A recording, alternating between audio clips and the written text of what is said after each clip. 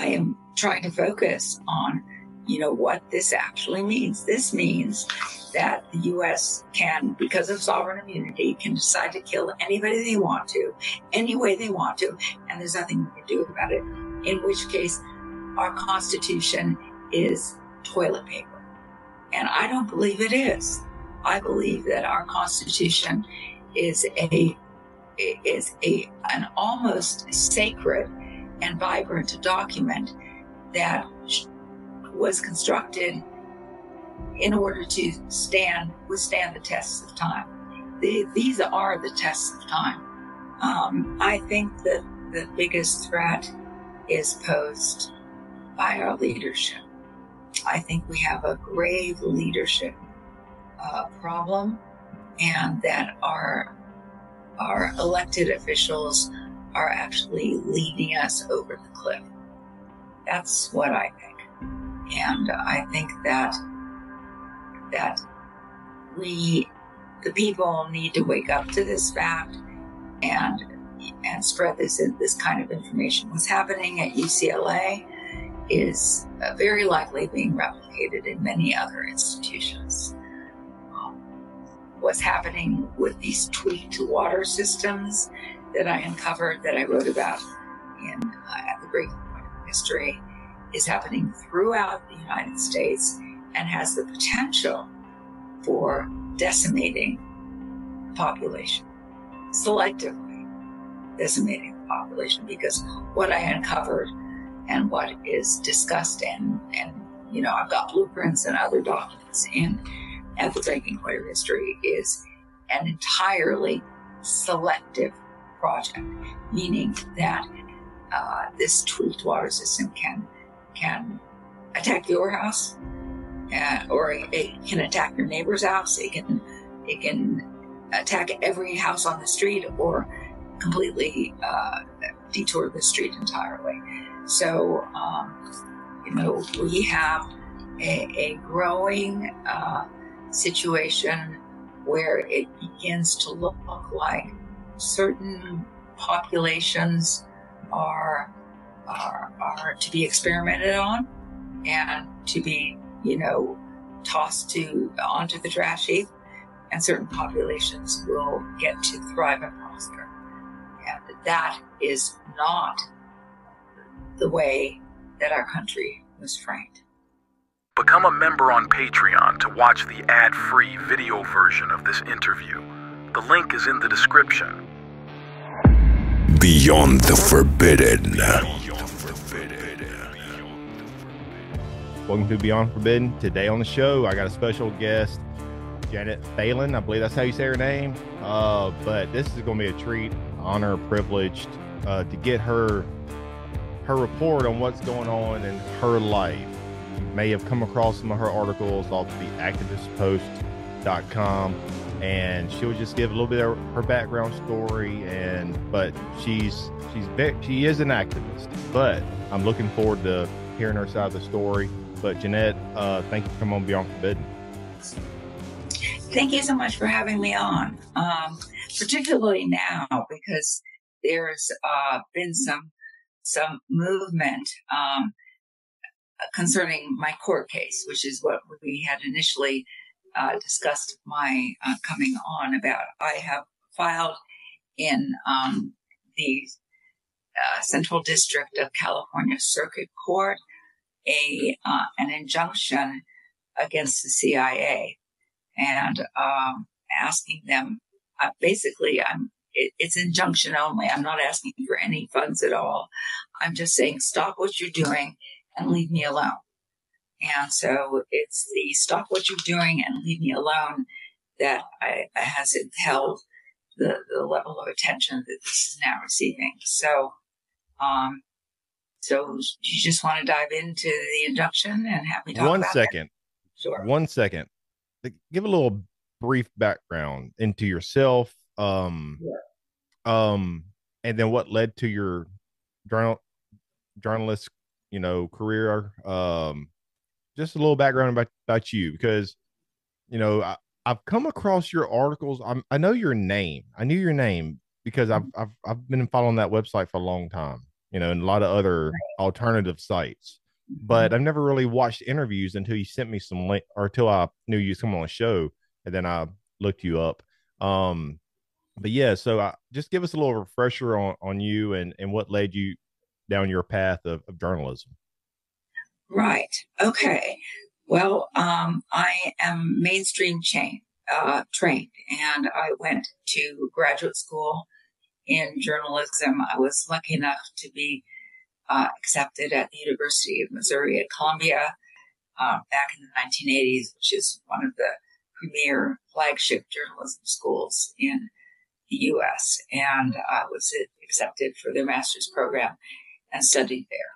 And so I have been a working journalist actually since before I went to Mizzou. I had already written for a number of different, national and local, actually magazines, and decided to pursue the master's degree. I come from a journalistic family. My father was a very controversial reporter. He wrote for the Saturday Evening Post until the Post closed in '69. And from that point on, decided that he would only work freelance and wrote for such venues as Playboy, Fortune, Forbes, New York Times. He was essentially A-list. He also had 3 books published by Random House. I, at this point, have clocked in 4 books, 2 of which are poetry, which I don't think is of too much interest to the general audience, although poetry itself is relating to, it's intensely full of poetry. Nevertheless, I've also published a book titled Exile, which is about how I came to flee the U.S. I'm currently in Chiapas, Mexico, and what happened, because there was an absolute precipitating incident, and which is, unfortunately has massive implications, not only for the lawsuit, but for what's unfolding today in the Middle East. I'll get into that in a minute. And the second book was published in 2021 by Trine Day, and it's titled At the Breaking Point of History, How Decades of U.S. Duplicity Enabled the Pandemic. And it is essentially a review of the U.S.'s hanky-panky revolving around biological weapons issues, which facilitated what we saw as the COVID pandemic, which I am strongly alleging is going to continue on as soon as the WHO confirms this pandemic treaty that they're working on. We're going to be in a world of hurt. So that was the 2021 book. And in the meantime, I've been writing for Activist Post since around 20. So you said go ahead. I'm sorry. Oh, I just to say, I migrated from mainstream media to alternative independent media. So you said you're in Mexico right now. Yes. It's kind of on a run. With you being a journalist and with me being pretty much researching since '06 and doing this podcast since 2010, come across a lot of interesting stories and went down the rabbit hole with a lot of things that just made me think, and one thing that I've seen over the years is missing reporters, missing journalists, that they either flee, they go on the run, or that some of them, they are fearful for their own life, because there's been a lot of journalists that have come up missing and or dead over the years. Are you fearful for your life? Is that the reason why you fled to Mexico? I was physically assaulted by the police in Long Beach, California, and rendered into a coma in a hospital. And that is detailed in my earlier book, Exile, and is core to the reason that I fled. So I would respond in the affirmative. And I would also say that the main contentions in this federal lawsuit, which is now pending in, well, it's actually pending in the Ninth Circuit Court of Appeals, is fundamental to those concerns. And so I would say something else about the press. I'm not only concerned about, what's happening to people like Julian Assange and other reporters who have been shut down, but I'm very concerned about the reporters who are still working for mainstream media and are sort of diligently towing the line. Because if you're going to hijack the country, and I believe that the U.S. Has been hijacked and captured, you're going to have to control the press. And something very serious has happened to our media where I won't say they outright lie, but they omit certain details as to what is really happening that we need so desperately.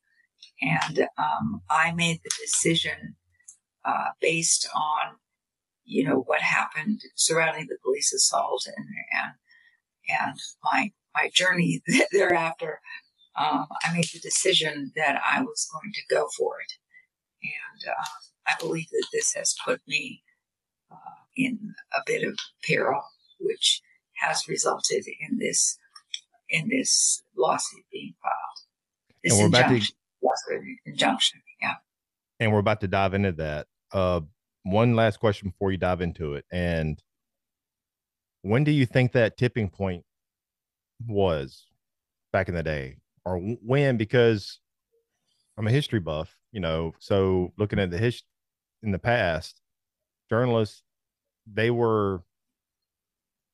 people loved journalists, and journalists actually spoke the truth, and they were transparent, fully transparent.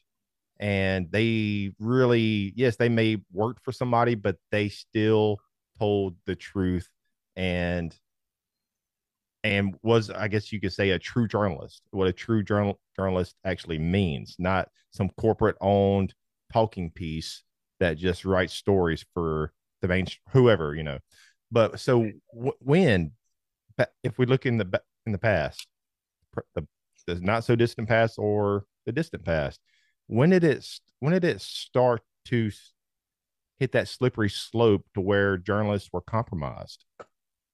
That's a very good question. I think that what happened in Dallas with the assassination of JFK was a big wake-up call. I think that was actually a coup. And one president who was on a particular path was removed, and a more acceptable alternative was put in his place. And I think from that point on, things began to devolve very quickly. If that's sort of a sketchy understanding of history, but I think there have always been corporate powers that want to push things in a particular direction. And I think that at this point, they've come into ascendancy. I'm not a journalist, but I research, the past history, I dive into what I think is anything tyranny, conspiracies, political BS. Of course, I dive into the paranormal too, and ancient mysteries, but dive into it all. But I feel like it, of course, I know I've only been researching and doing this since 06 to 2010, but I feel like 9/11 was a big tipping point. Ever since 9/11, yes, that's when the crackdown kind of started. We had the PNAC, the Project New American Century. I think it was 2000, and that's kind of when it all started. And then we had this 20-year between 2000 and I think that's when the PNAC came out. and then you had 9/11. Then you had all these other events. You had the swine flu scamdemic that they tried to push on us in 08, 09 or something like that. And everything, and then 20 years from 2000, we had COVID. But that's when I felt like that tipping point was around 2000, or especially after 2001, but I think that was a big tipping point. Yes. The crackdown on journalists really began. Well, I think there was a crackdown before that, but I think it became okay. On the morning of 9/11, I was living in West Hollywood, and a call came in. They hit the World Trade Center, and I woke up my partner, and we ran downstairs to watch the unfolding events. And I knew within minutes that something was very wrong with the story. And I knew because of the time lapse between the taking down of the towers and the announcement on the air of the perpetrator. It has been Laden. So they gave us a few minutes, of shock and awe. And then they told us, now, it doesn't work like that. And as a member of the press, I know that. First of all, the FBI has to do an investigation. This investigation usually takes some time. And then they have to meet and decide, well, what are we going to tell the American people? Then they have to contact the news media. And the news media has to dutifully go into its files and, pull up some information about the alleged perpetrator. Could not have happened in the time frame. And I turned to my then partner and said, something's wrong here. And, I don't believe this story at all. And from then on, we watched the world change. So the floor is yours. Go ahead. Let's get into your legal battles and all that. Right. Well, I'm living in Chiapas, Mexico. I've been here for some years now. I have temporary residency in Mexico, although I am still a U.S. citizen. And I have filed an injunction in the Central District of California Circuit Court alleging basically three causes of action. One is that I am being relentlessly attacked now with covert chemical weapons. And this has produced a health crisis, which required hospitalization for a month last year, in which I was completely denied medical care. So I was in the hospital for a month.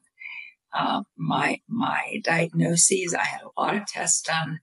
I have no reason to doubt the veracity of the tests. I got some very serious diagnoses, all of which buttress the chemical weapons deployment allegation. And one of the diagnoses was kidney failure, which mandates a certain path of response. You put the person on dialysis and put them on a kidney transplant list. I got neither.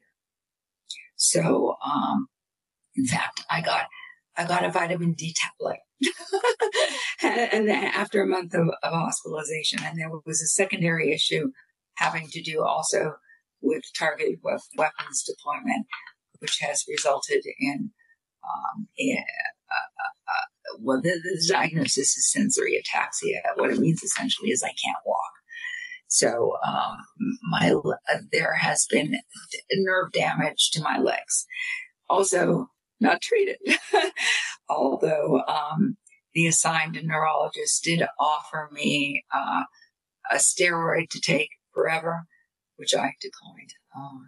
I don't think that given the issue itself, that taking a steroid for the rest of my life is, particularly with, a diagnosis of kidney failure, I don't think it's a good idea. Well, they're trying to give you prednisone or something? Yeah, they tried to give me prednisone, yeah. And I declined it. And actually, there are other therapies possible for this diagnosis, including electrical therapies involving TENS units and other, none of which were offered to me. So I was essentially discharged with a prescription for a vitamin D tablet and, discharged not being able to walk and still in renal failure. And actually, I consider it something of a miracle that I'm alive. So, this allegation of being attacked with chemical weapons is not a frivolous one. It is an allegation that I am under mortal attack. I would like to bring up for a second another journalist who also filed a lawsuit, also outside of the U.S. when he came under mortal attack. His birth name was Darren Phelps.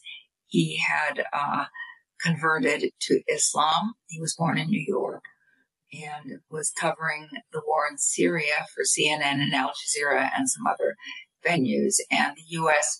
repeatedly tried to blow him up with drones and also with the Hellfire missile. And so he filed a lawsuit in federal court. And this lawsuit is, the progress of this was of intense interest to me because it was dismissed by Judge Rosemary Collyer when the Department of Justice came waltzing into court saying, you can't even make a case here because, state secrets. So on this mythical state secret privilege, and if you do your research and, try to find out where in the Constitution it says that state secrets trumps the right to life, liberty, and pursuit of happiness, you won't find it because it doesn't exist. So on this mythical allegation, his case was dismissed. So we know that Obama put at least one U.S. citizen, a Muslim cleric, on the drone kill list and subsequently killed him. And we now have a second journalist, Bilal Abdul Karim, born Darren Phelps in New York, also apparently on a U.S. kill list, and now we have me. So I don't think this bodes very well. So that the first cause of action in the lawsuit was attack with unconventional chemical weapons, which are lethal, can be lethal weapons. The second cause of action was denial of medical care, and I have the records from this hospitalization showing that I didn't get care. And there was a subsequent issue, I'll detail briefly, because of the difficulty walking now, because of the crippling effects of chemical weapons attacks. I actually fell after leaving the hospital and broke some bones in my hand.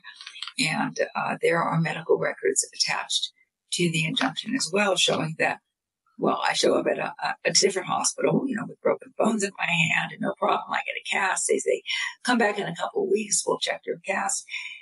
In 2 weeks, the doctor insists on removing my cast. The bones had not healed. He made no effort to get an x-ray to see if the bones had healed. They had not. And he removed my cast and referred me to physical therapy with broken bones, which is also essentially denial of appropriate medical care.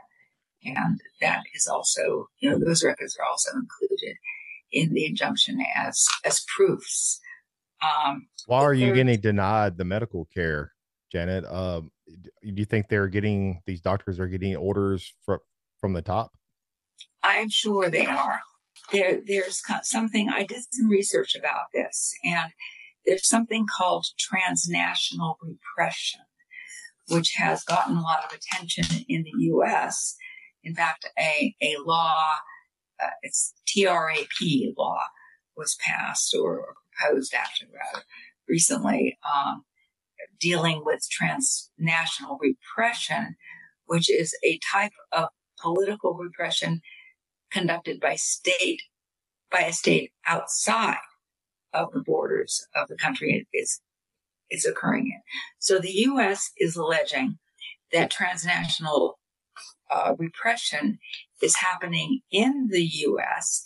as a result of efforts by foreign actors from Russia, Iran, Syria, other disfavored states, and that according to the U.S., these foreign actors are coming into the U.S., contacting and co-opting people within the U.S. in order to attack the target within the U.S.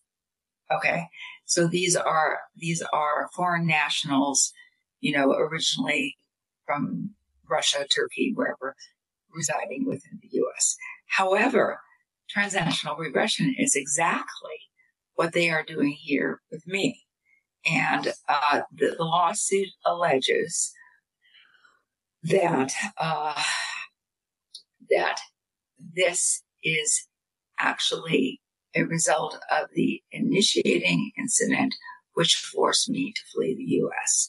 And the U.S. has contacted state actors and individuals in my current country of residence, which is Mexico, and has co-opted them into, performing what they can no longer perform within the U.S.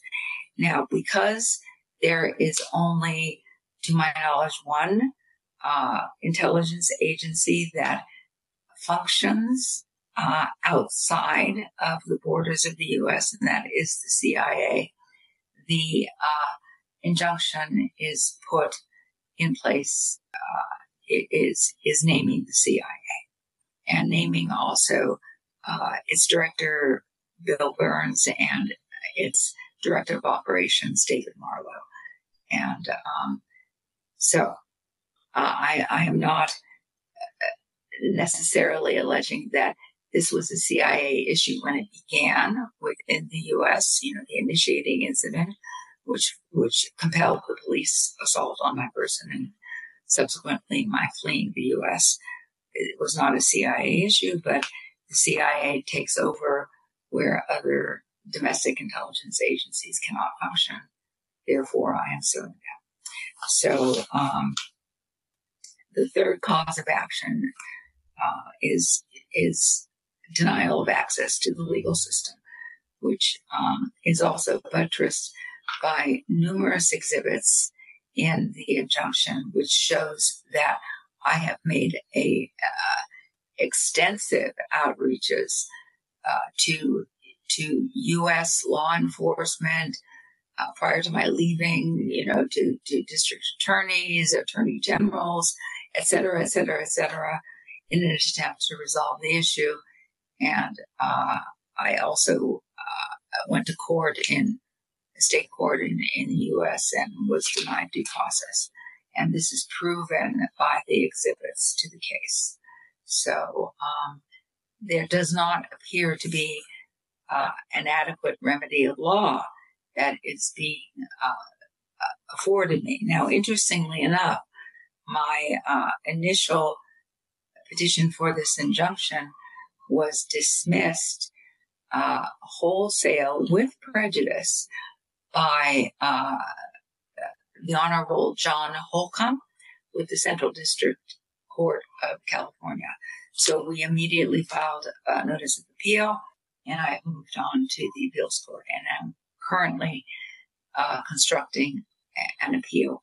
The fact that Holcomb denied this with prejudice, saying that I cannot refile it, I just need to go away, is further denial of access to the legal system, because my proofs provided in this request for the injunction are undeniable, and they are all, they are all external documentation, court records, medical records, police records, etc.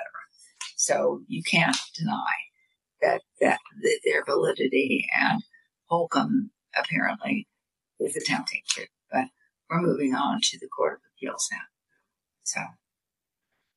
So and thank God I'm still alive for all this, because with the diagnosis I received in Mexico City, I shouldn't be alive. So I am very thankful for every breath I take and every day that I have, I am continuing to work on the issues that I write about for activist posts, and I'm also working on my ethics. So. If you were in the U.S., would you be afraid? Do you think that they would have somebody try to take you out somehow?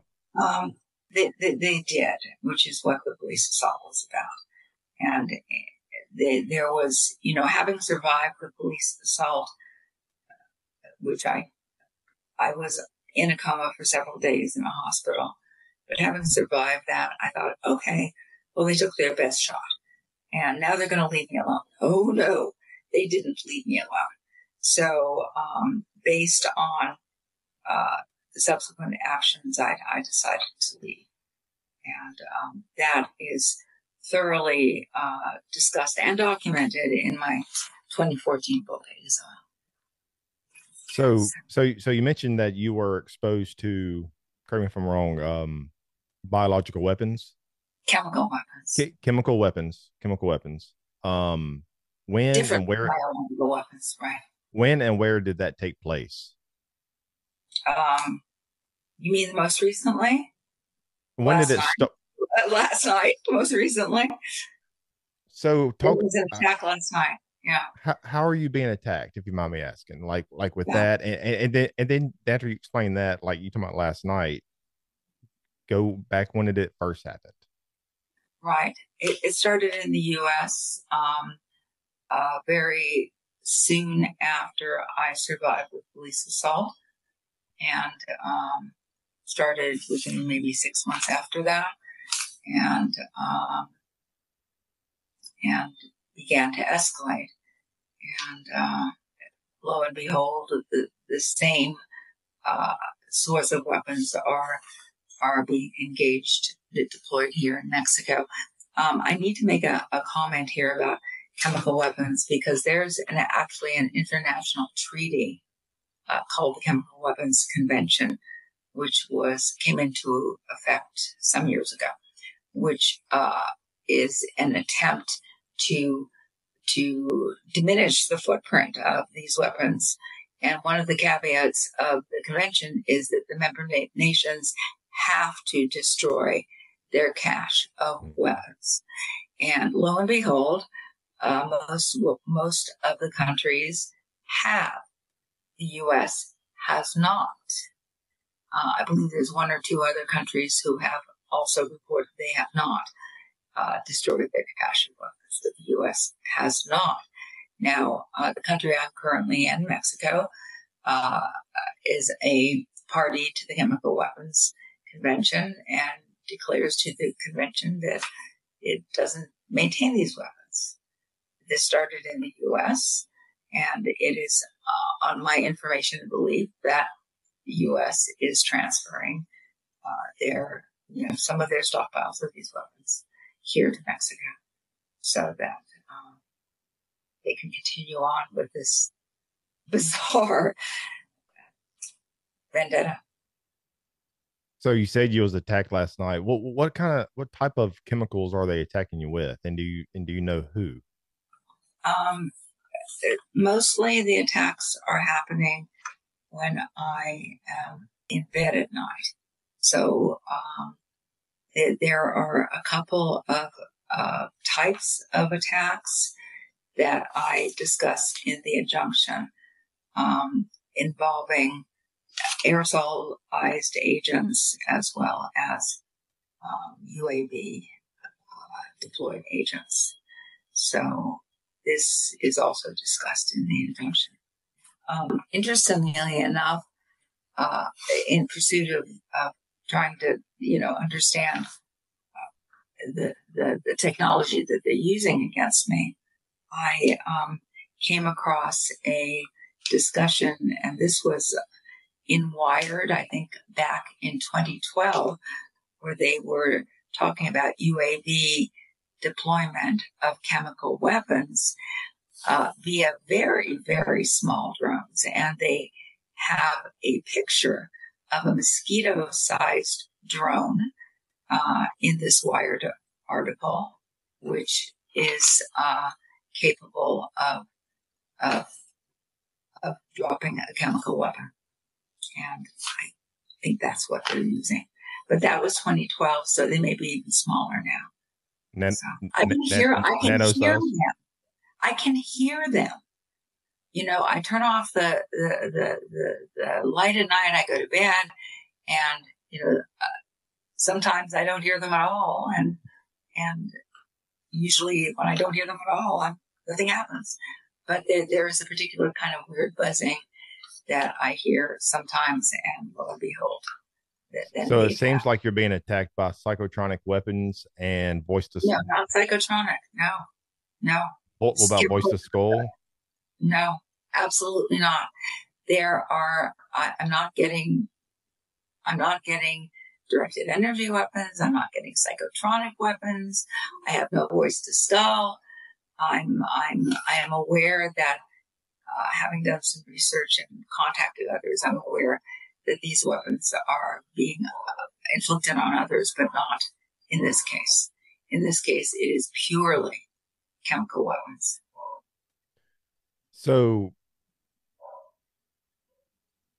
do you think they're just singling you and maybe a few others out, or do you think that this is kind of a broader silent war against journalists to take them out, to make them either take them out physically, rather, you know, trying to kill off journalists by this silent war of all these silent weapons?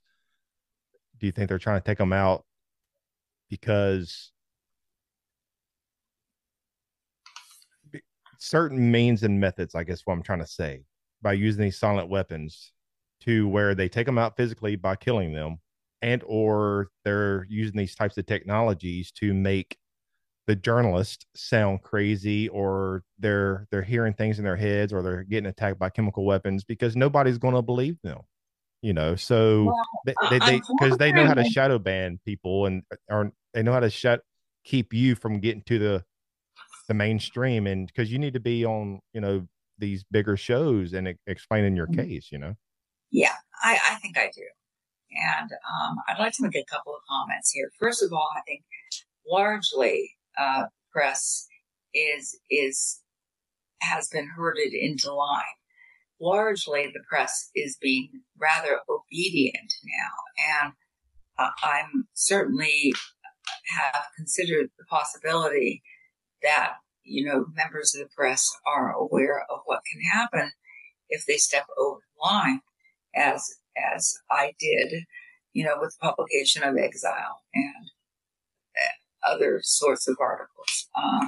So the press may already be controlled, therefore not a problem.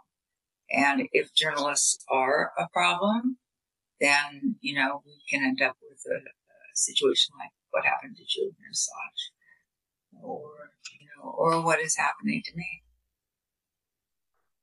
Do you have hope that your case is going to do anything? Do you think that you may win this case? Well, what's your thoughts going forward with this process?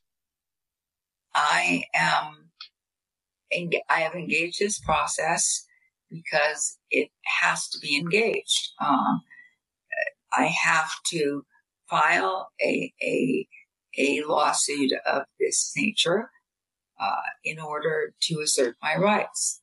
Because if I don't, then the individuals who are doing this will have free rein to do it again.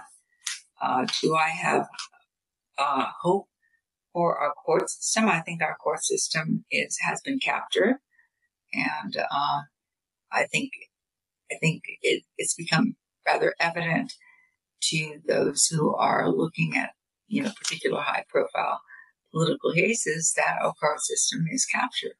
So I don't want to, you know, predict what the end point will be.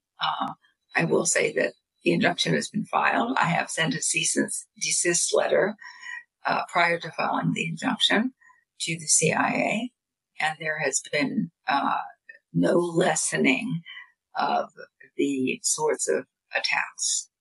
So, the future is open. What is going to happen? I don't know. What is going to happen in the next election? What's going to happen, as a result of this war raging in the Middle East, which is ramping up? I mean, what is going to happen to the world? I think the future has not been written yet. I think it is being propelled in a particular direction. But if we don't stand up and assert our rights, then we're making it easy for the destroyers to accomplish their aims. Kind of back what I said a while ago. Do you think that many other journalists are being attacked like this, but maybe some are afraid to? I'm aware where some other journalists are alleging now directed energy attacks, which is a very different form of attack than what I'm experiencing. It's hard to know.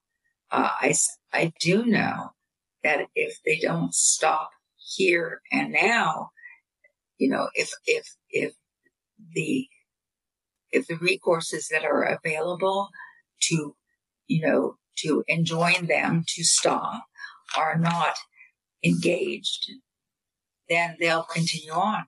They will be emboldened and will continue on. So.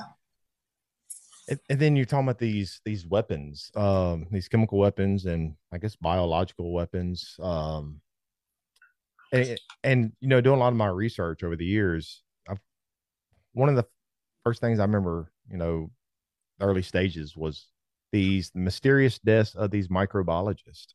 Oh yeah. And that was, I'm looking at one article right here. I just pulled up 2002. Scientist deaths are under the microscope. From May 4th, 2002, and that's off of the Global and Mail.com. And but it seems like there was something, because a lot of that started these mysterious deaths of not just microbiologists, but they kind of made somewhat news, and then especially the alternative news back then. And it seemed like there's something with that. Were they preparing something for the future? And then people like you, when you report on stuff like that, then you start getting attacked. But do you think there's a link between like these scientists, microbiologists, and even other health, like doctors in the health field? You think that there's some kind of link here because they're trying to keep all of this suppressed, because maybe, like you said, that there's something coming down the pipe, but that's even worse than maybe 2020, or maybe that's part of it. They didn't want people to expose what happened in 2020. What do you see with all this? The microbiologist deaths are very concerning. And I know that for a while, Steve Quill was keeping a running count of the deaths of these scientists. And,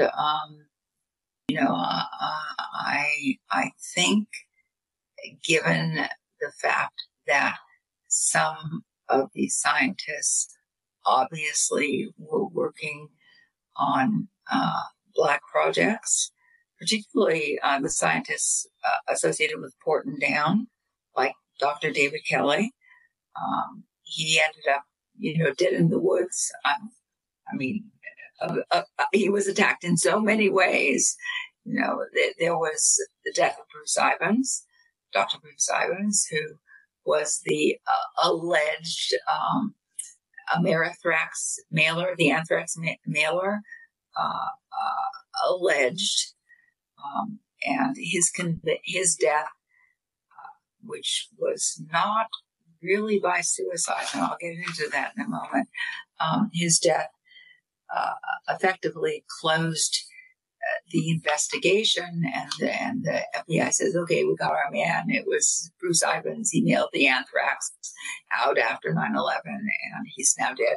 Well, actually, there are some peculiar things surrounding Dr. Ivans' death. Number one, he allegedly overdosed on Tylenol, but there was no Tylenol wrappers found in the house.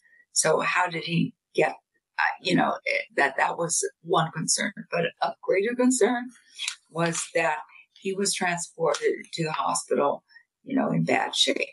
And according to news reports, he began to rally. He began to come back to life.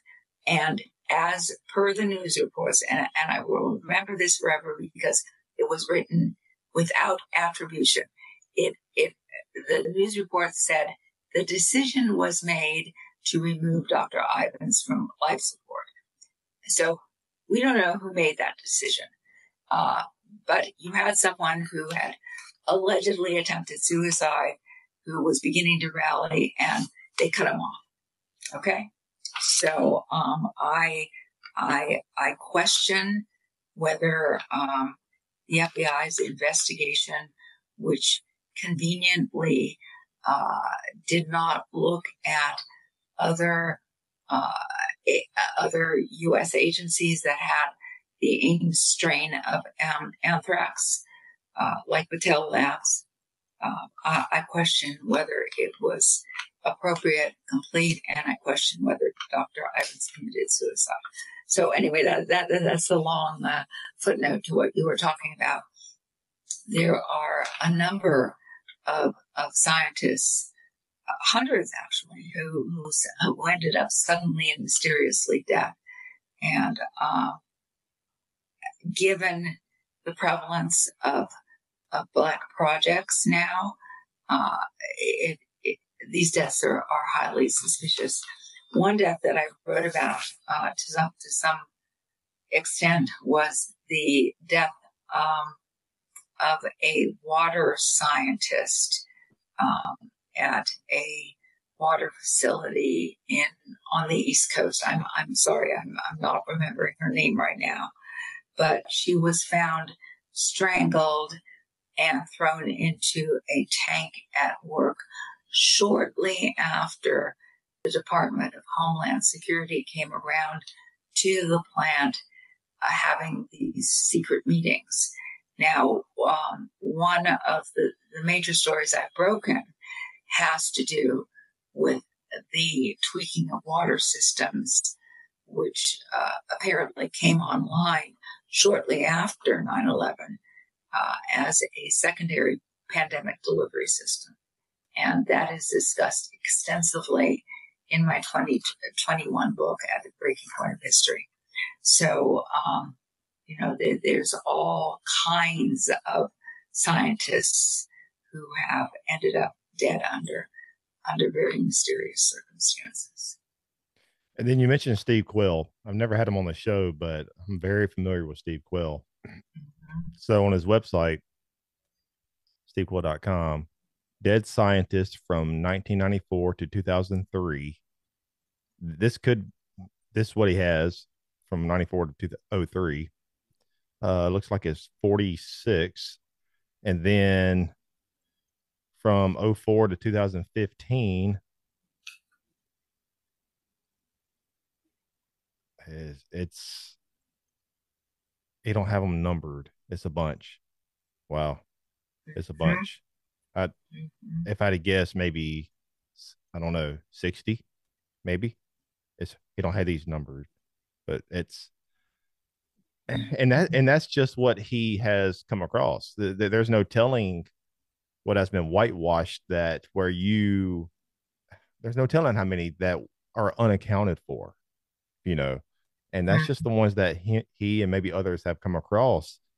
And it's just always, why isn't that in the lamestream news? You might see a little cliff note every now and, or a little small, like on the ticker screen on the bottom of the screen, but that's it. You don't hear any major reporting. They rather talk about Kim Kardashian's butt. But things like this, that's just one ornament on the Christmas tree of tyranny, that we need to look into. Not just that, your things, with people, with journalists that are being attacked, there's just so many variables here that we're being attacked with on a larger scale, but by who knows, CIA, these black projects, it's hard to get to the bottom of this because the, these malevolent factions, these whatever you want to call them, they seem to be pretty good at their job, and I guess it makes it easier whenever you have the mainstream in your back pocket. Unfortunately, I think that most of our press has been cowed into towing the line. Situations like the fact that Bilal Abdul Karim, the lawsuit was dismissed on a state secrets privilege caveat, should have been front page news. State secrets trumps the right to life, liberty, and pursuit of happiness. I mean, that could be the headline. So what that means is that they can invoke state secrets anytime they want to and do anything they want to anyone they want to. Now, interestingly enough, in Judge John Holcomb's dismissal of my complaint, he also stated that essentially that the U.S. has sovereign immunity, meaning that you can't sue the U.S. for whatever it does. So that means that any of us could end up on a kill list and game over. That's what that means. So in my reply, in my appeal to the Ninth Circuit Court of Appeals, and thank goodness I'm getting some real legal help with this behind the scenes. I am pro se, but I have the wisdom and experience of outraged lawyers working for me. I am trying to focus on what this actually means. This means that the U.S. can, because of sovereign immunity, can decide to kill anybody they want to, any way they want to, and there's nothing we can do about it, in which case our Constitution is toilet paper. And I don't believe it is. I believe that our Constitution is an almost sacred and vibrant document that was constructed in order to withstand the tests of time. These are the tests of time. So, yes. Well said. And what I think we need is like some type of congressional hearing. How come, because my show, I dive into, I interview people with, whether it be conspiracies, the paranormal, ancient mysteries, but let's say, okay, with the paranormal thing, you had David Grush last year. He was able to get some type of these congressional hearings about UAPs and UFOs and things, and how the government are hiding advanced technologies and alien tech, crashed supposed alien craft. How come that's all good and dandy if that's true, but how come we can get a congressional hearing about that, but not about journalists like yourself and or people trying to expose like the dead scientists? It's sad that, yes, we just need more full transparency within the leadership of the government, and we're not getting that. They're cherry picking what to bring to these hearings, and we're getting UAP and UFO disclosure. Yeah. Well, again, this is, I'm afraid, is an attempt to direct our attention towards, away from certain things and towards other things. And the things they want us to address our attention towards are less fundamental and less critical than than government having the right to murder people. which is essentially what Bilal Abdul Karim's lawsuit was alleging, and my injunction is also alleging. So in your investigations, we have about 10 minutes left, roughly. Okay. So in your investigations, you've uncovered some disturbing information about secret programs, and you've talked a little bit about this, but I want you to elaborate more. You've uncovered some, disturbing information about secret programs and human experimentation at places like UCLA. Can you share more about what you've discovered and why the public should be aware of these activities? You explained a little bit, but I want you to go more in detail about that. Right. What I uncovered at UCLA was an active human experimentation program going on at the Neuropsychiatric Institute. And they had a particular ward, A South, which was at the time of the investigation, which was like late 90s, early 2000s, was populated primarily by Medi-Cal patients. So all of the celebrities who went into the Neuropsychiatric Institute for, rest and relaxation and respite didn't get put on ASAP. Only welfare patients did. And lo and behold, ASAP was extensive. They were electroshocking everyone. And when I began to enter queries into UCLA about the program at ASouth, and I'd already had documents, medical records showing some of the nonsense going on ASouth. UCLA denied a stance of denying. We have no unit called ASouth. I mean, they took a very unfortunate tack, and further research disclosed, the head of the unit, some of the residents, and some further activities, because the head of the unit and the residents were extensively publishing on effects of brain electricity, and they were studying brain electricity. So this would be facilitated through shock experiments. So that reeks of MK Ultra and human experimentation.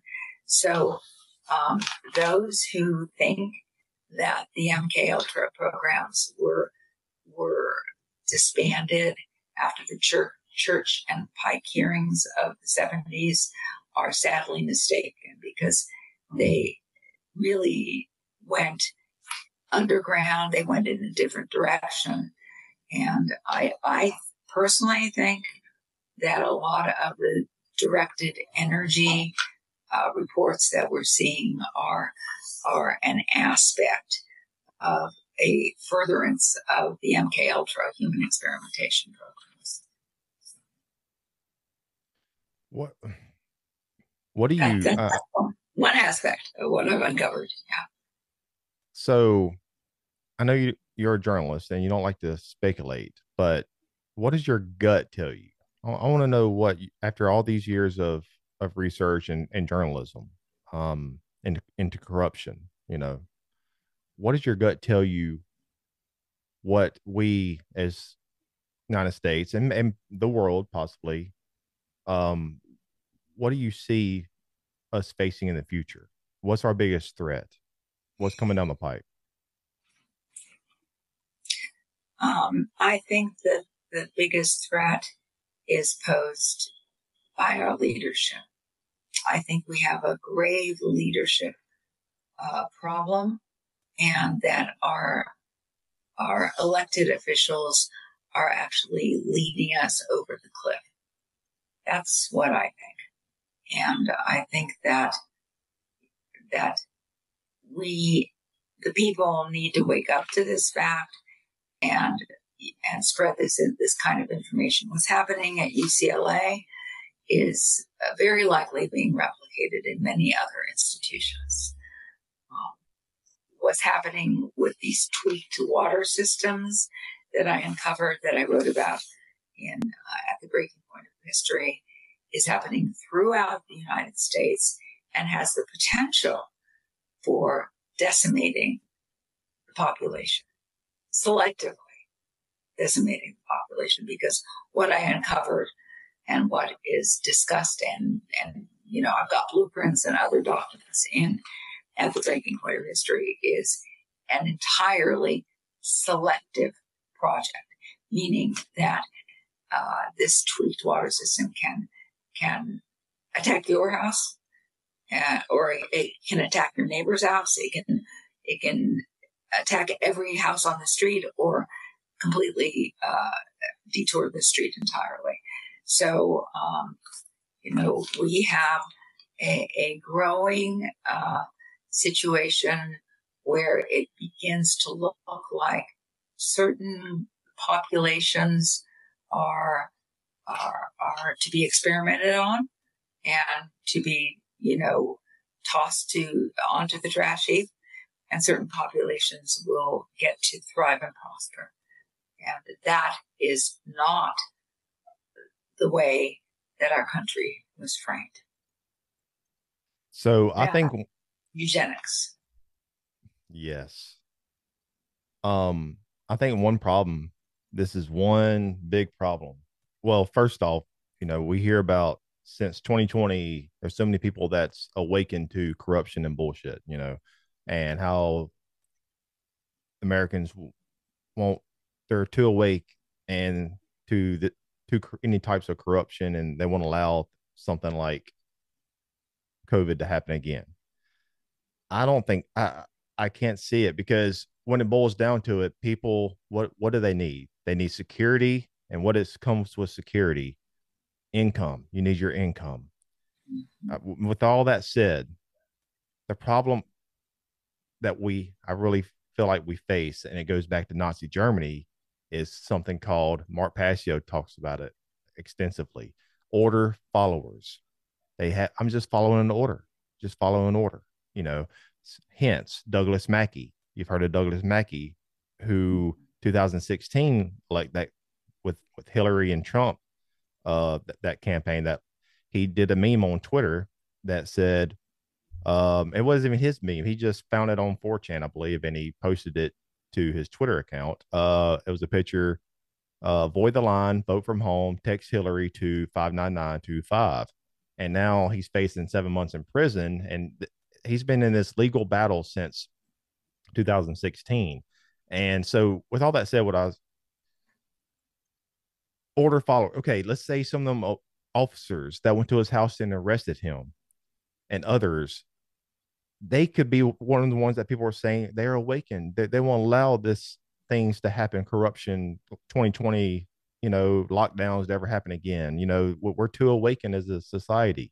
Okay, some of those officers that arrested him and other people out there might be part of that list. But guess what they did? They still arrested him and so many other people. Jan 6, but I'm just following orders. Well, you're no better than the order followers of Nazi Germany.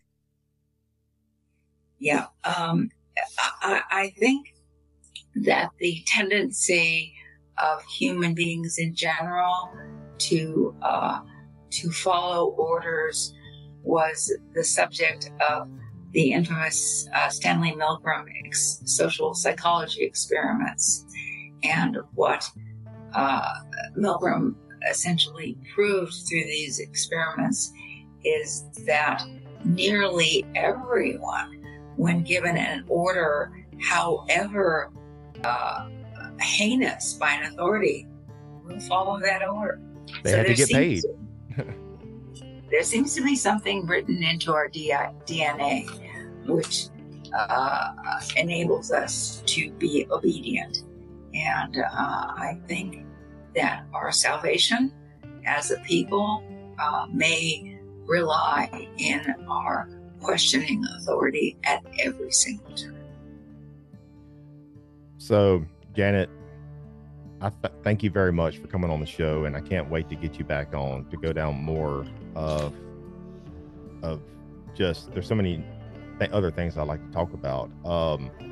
Where can people follow your work?